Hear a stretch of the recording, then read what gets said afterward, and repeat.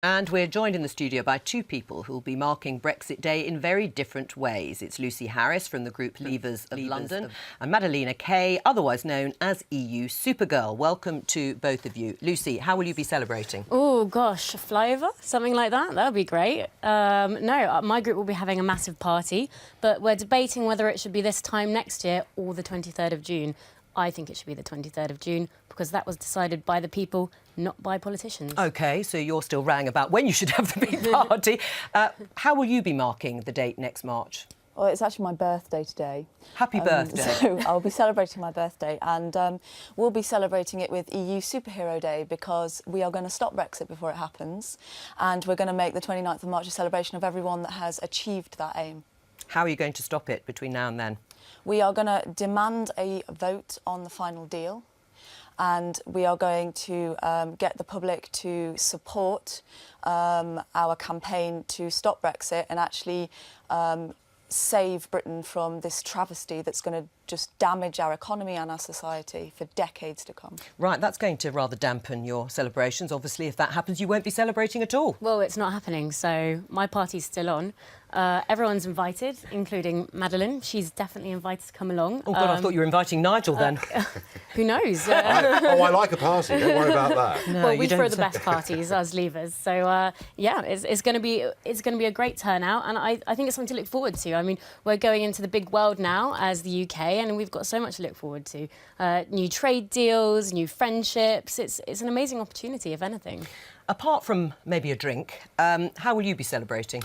Well, I'm absolutely with the 23rd of June idea. I think it should be, once Brexit's happened, that should be a national holiday. Wouldn't that be a wonderful thing? We can celebrate the fact we've become a normal country again, because normal countries make their own laws and determine their own future. Right, I see. Let's see how our guests might be celebrating or marking the day. Andrea Leadsom, your colleague, Leader of the House, says, tweeted, 1 year to go and I still wake up punching the air each morning, #Brexit. Do you do that? Let me think. Well, not for too long. No, you no, don't. I don't. No, look, I've always said that the big event with regard to Brexit was that referendum results morning, and from that point of time onwards, it becomes a process rather than an event. And we are in the process of detaching ourselves from the European Union. We're in the process of signing up trade deals, both with the European Union and more widely.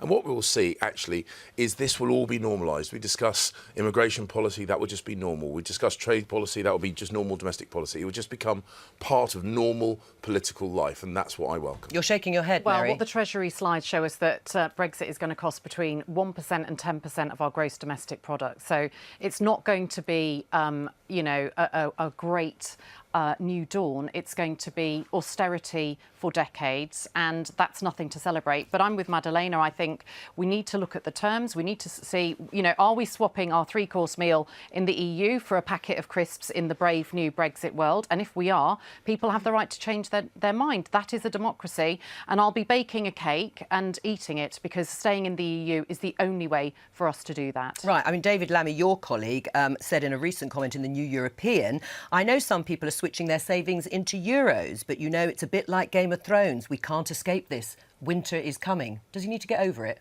I think it's a free country. People are allowed to express their opinions. For every 17 people that voted for Brexit, 16 people voted against it. There are many Leavers who now regret their votes. They know it's complicated, costly and taking longer than they thought. And they see the consequences played out in their jobs, in their shopping bills and in investment in the companies they work for. And they're worried. Right. Madeleina, you'll still have your birthday, even if you don't have anything else to celebrate next year.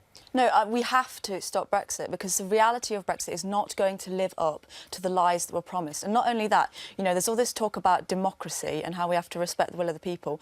Well, there's a protest in Parliament this evening called for the Fair Vote because, these whistleblowers have come out and called out the Leave campaign for misconduct, for cheating.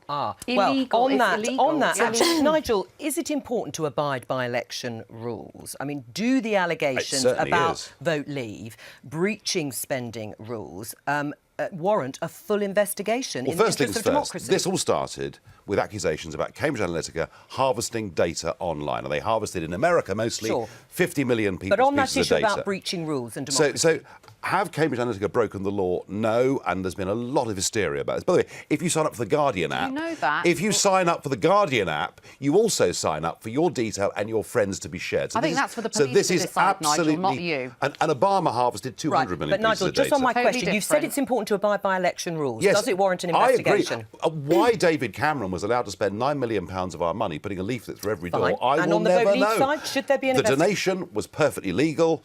All right. Is there a technical infringement on whether instructions were given? I don't know. Can you promise us not to go skinny dipping this time?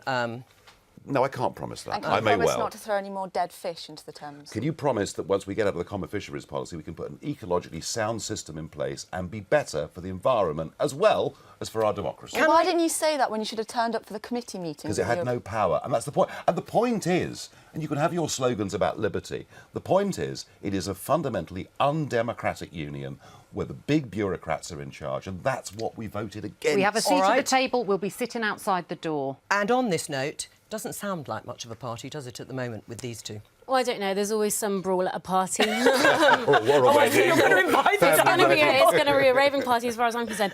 No, but I mean, there has been 2 tribunals already, investigations into the vote leave stuff, and it's already been thrown out. So, Well, Not on into that, the and before allegations this that ends up as a broken brawl, God forbid, I bid you goodwill. Goodwill, or goodbye, I should say, and farewell.